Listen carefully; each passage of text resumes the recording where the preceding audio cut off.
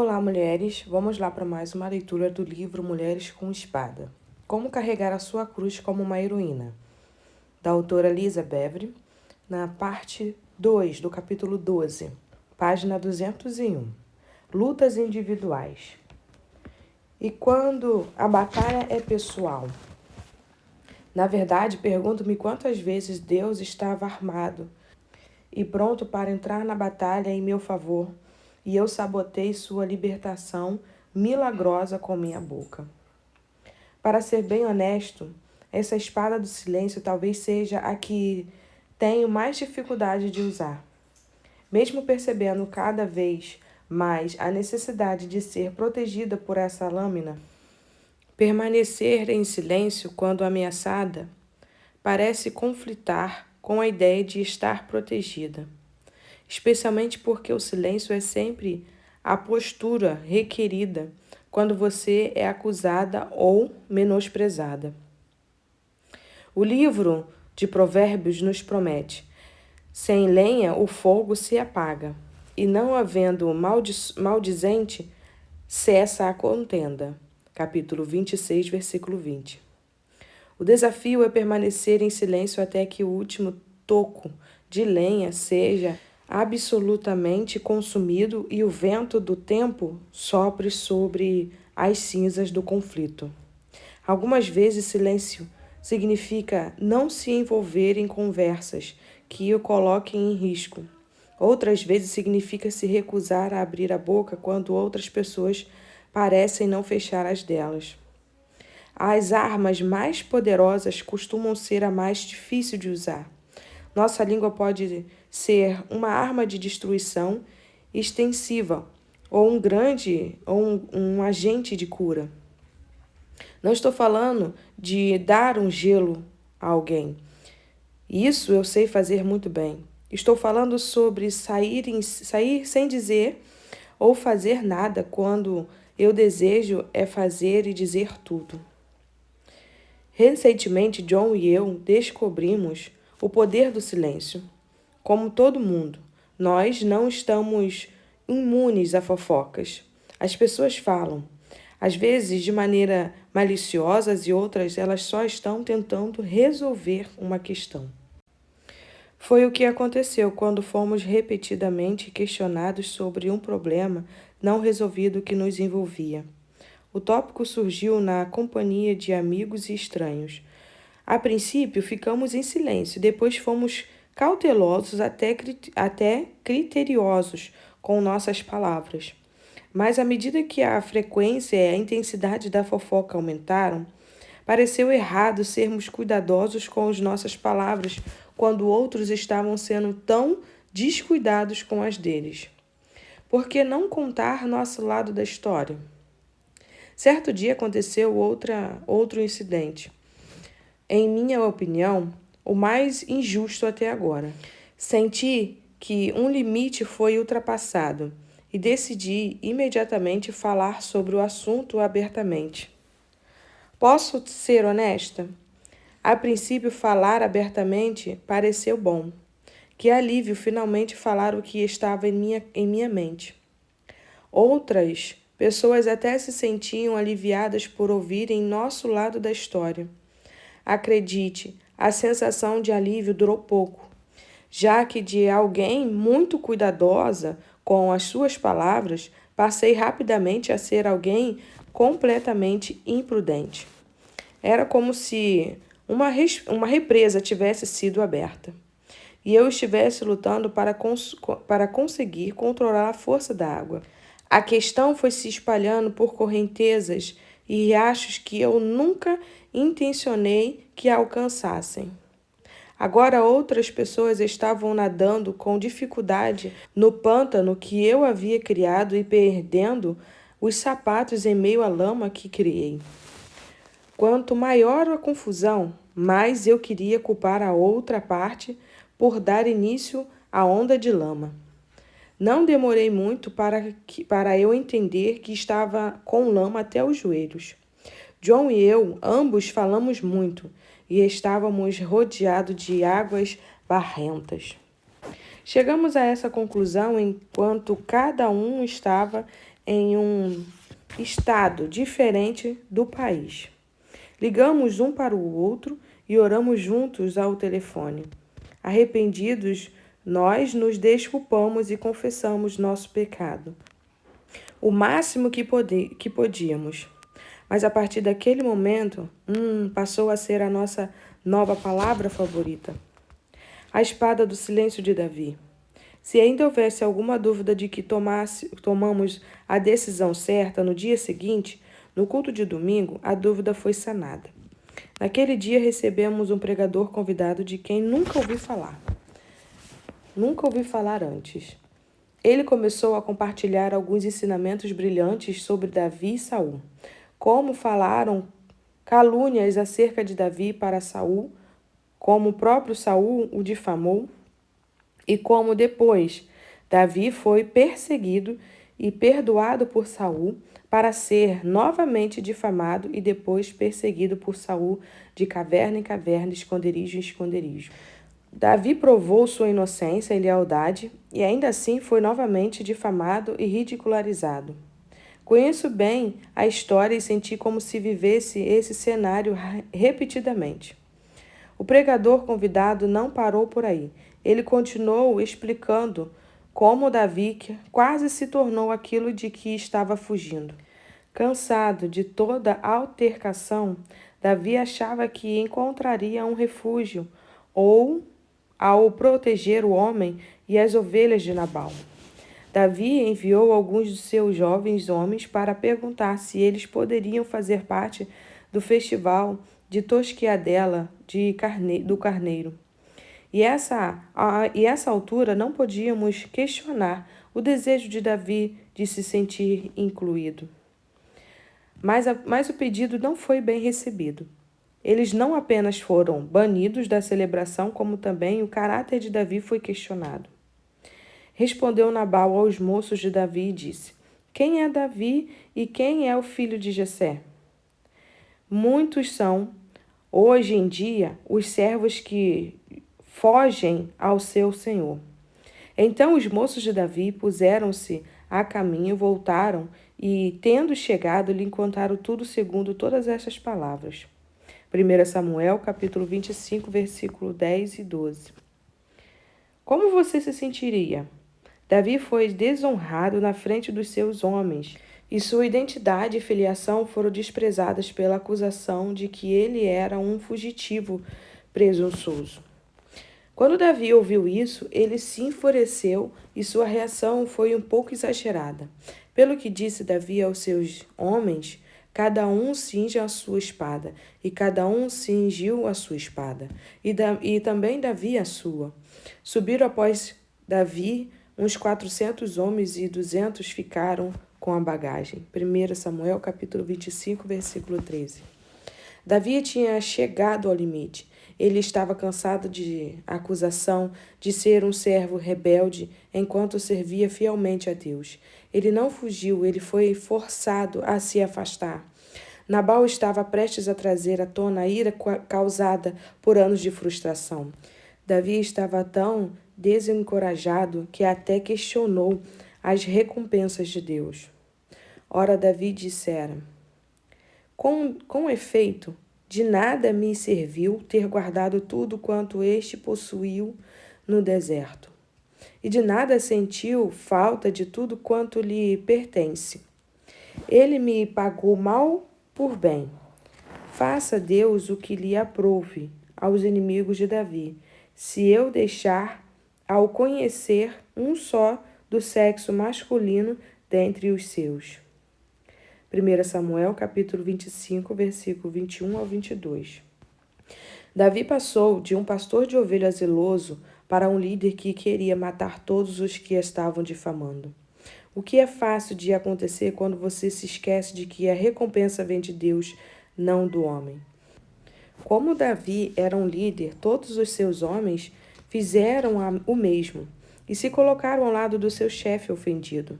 Sem hesitação ou questionamento, eles montaram os cavalos com suas espadas ao lado. O que me traz ainda a outro ponto. Simplesmente porque todos seguem a sua liderança não significa que você está certo. As pessoas seguem líderes e, mesmo sendo Davi um grande líder, naquele momento ele precisava de sabedoria, porque estava saindo de uma fase muito difícil. Como Davi chegou a tal ponto? É possível que Davi tenha permitido que as palavras de um homem tolo tenha comprometido sua visão. Por alguma razão, esse insulto certamente quase o derrotou. Após tantos anos confiando em Deus, Davi estava prestes a resolver as coisas com as próprias mãos.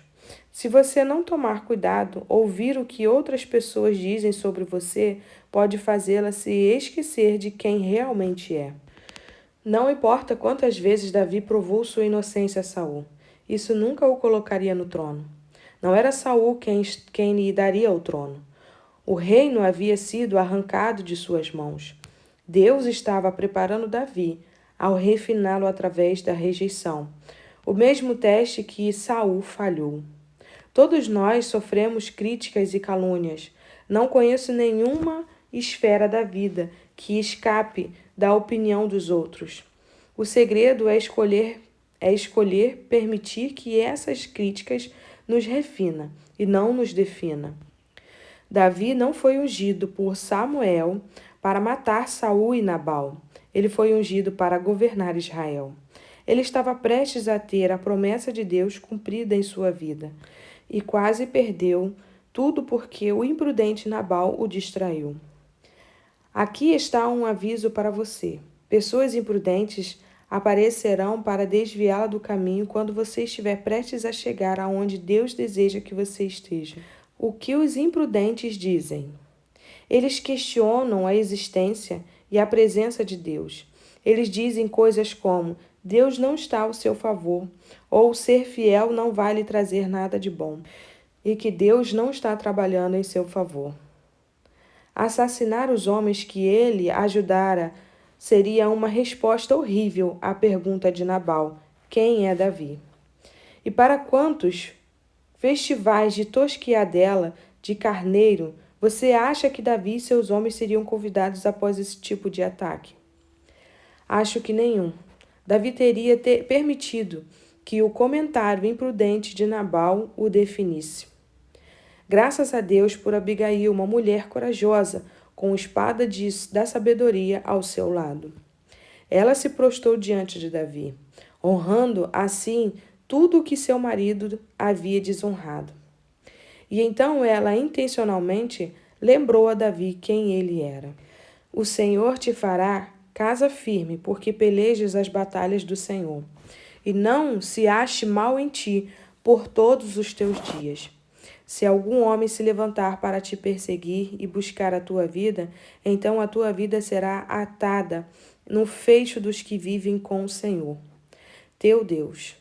Porém, a vida dos teus inimigos, este a arrojará como se a atirasse da cavidade de uma funda.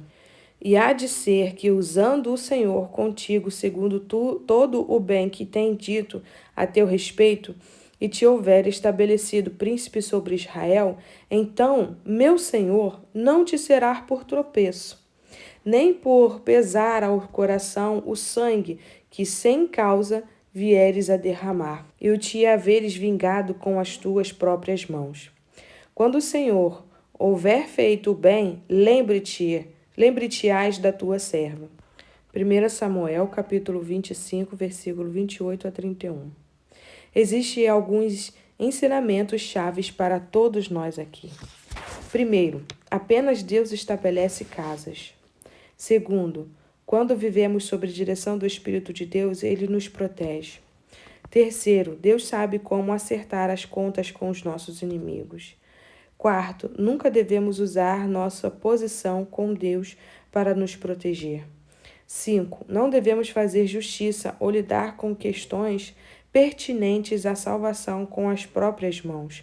Essas duas coisas pertencem ao nosso Deus. Felizmente, Davi foi persuadido pelas palavras de Abigail, e ele se lembrou das mãos e das promessas de Deus sobre sua vida. Pouco tempo depois, a viúva Abigail se tornou a noiva de Davi e o servo rejeitado se tornou rei. É no silêncio que grandes coisas se combinam, que após um longo tempo elas emergem, plenamente formadas e majestosas, trazidas à luz do dia da vida, que irão mais tarde governar. Um novo tipo de arma. Amadas mães, irmãs, filhas e amigas, há grandes chances de alguém já tê-las insultado. Talvez você tenha sido vítima de acusação e insinuações. Há coisas para as quais você nunca é convidada. Por favor, acredite em mim, eu entendo. Mas você está realmente disposta a permitir que um insulto ou um engano desencaminhe ou sabote seu propósito? Você deseja atacar, mas a espada que você agora segura, que pensou ser ungida, é na verdade chamada de vingança, e não é para você usá-la. Guarde sua espada, abaixe-a. Você está chateada porque está caminhando junto com alguém que tem sido difamado e desonrado? Pare imediatamente, lembre-a das promessas de Deus e diga a ela para permanecer tranquilo e manter os olhos em Deus, nossa retaguarda. Minha amiga, Deus irá estabelecer sua casa e cuidar de você enquanto você avança. Não é seu papel decidir o que acontecerá com aqueles que você acredita serem seus inimigos. Deus tem tudo em ordem. Descanse no conhecimento de que apenas Ele é justo para julgar. É hora de abandonar qualquer tentativa de proteger a nós mesmas. Deus luta por nós enquanto lutamos em favor de outros. Pegue um tipo diferente de arma, uma arma chamada silêncio. Essa espada fica na bainha. É a mesma espada que Jesus guardou com tanta maestria. É a espada que ele se recusou a desembainhar. Através do silêncio, ele salvou nossa vida, entregando a dele. Imagine como foi permanecer quieto, sabendo que o poder do céu estava disponível com o soar da sua voz e ao alcance da sua mão. Imagine ficar em silêncio enquanto os insignificantes governadores da terra ridicularizavam seu Criador.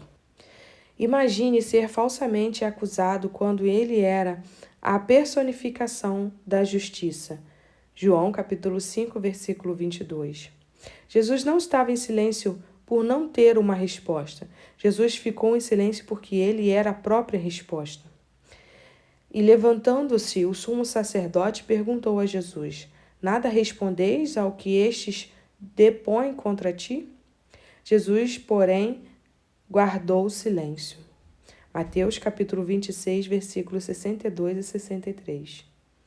Nenhuma palavra ou sussurro, nenhuma visão altiva, aceno de cabeça ou virada de olhos, apenas silêncio, como um cordeiro.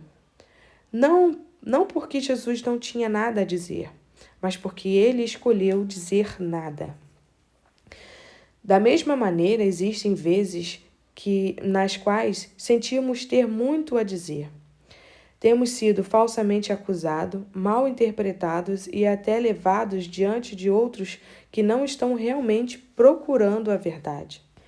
Guarde sua opinião para você e veja a resposta de Deus. A pessoa que é presa é avisada que tem o direito de ficar calado para se proteger e não se incriminar sem receber aconselhamento jurídico. Às vezes, todas nós precisamos ser lembradas de que permanecer em silêncio é nosso direito. A não-violência é uma arma poderosa e justa, que corta sem ferir e enobrece o homem que a utiliza. É uma espada que cura. Se Jesus, o Filho de Deus, o único inocente, exerceu seu direito de permanecer em silêncio, quando se recusou a se defender diante da morte, certamente podemos fazer o mesmo diante da vida. Jesus silenciosamente avançou e tomou lugar na batalha por nós. Mesmo sendo inocente, nossa culpa foi derramada sobre Jesus como um manto, e ele não estava disposto a tirá-lo. Todos nós andávamos desgarrados como ovelhas, cada um se desviava pelo caminho, mas o Senhor fez cair sobre ele a iniquidade de nós todos. Ele foi oprimido e humilhado, mas não abriu a boca. Como o cordeiro foi levado ao matadouro, e como ovelha muda perante os seus tosqueadores, ele não abriu a boca. Isaías capítulo 53, versículos 6 e 7. O mundo virou as costas para aquele que abriu o caminho.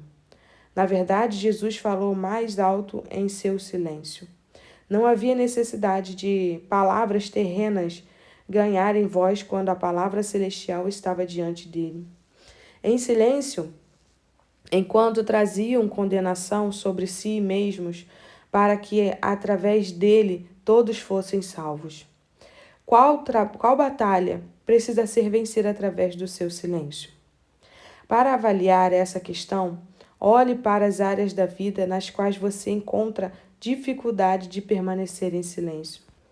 Pois ele, quando ultrajado, não revidava com ultraje.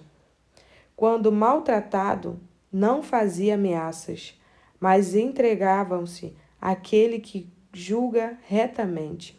1 Pedro capítulo 2, versículo 23. Você está pronta para permanecer em silêncio e observar? Confiar em Deus diante de ameaças, insultos e insinuações é um processo constante, contínuo e, em alguns períodos, até mesmo diários. Minhas irmãs, podemos fazer isso porque Ele já foi diante de nós e abriu o caminho. Querido Pai Celestial, venho a Ti em nome de Jesus. Escolho este dia para deixar de lado o meu direito de falar e exercer meu direito de ficar em silêncio. Santo Espírito, dá-me sabedoria para saber quando ficar em silêncio e quando falar. Enquanto aquieto meu coração diante do Senhor, fala comigo. Coloca uma guarda sobre minha boca para que eu não peque contra o Senhor. Perdoa-me pelas vezes em que fui atrás de rumores. Eu me submeto à tua sabedoria e conduzirei minha alma pelo conselho da tua palavra. Não permitirei mais que o que os outros falam sobre mim me defina. O Senhor deu a vida para me defender, e apenas o Senhor é verdadeiro e justo. Perdoa-me pelas vezes que segui meu próprio conselho e propositamente falei o que pensava. Entra em todas as batalhas que agora ameaçam me devastar. Irei parar de atiçar as chamas do conflito humano. Eu confiarei no Senhor quando os ataques do inimigo ameaçaram me devastar. Manterei meu silêncio na certeza de que o Senhor já venceu esta batalha. Em nome de Jesus. Amém.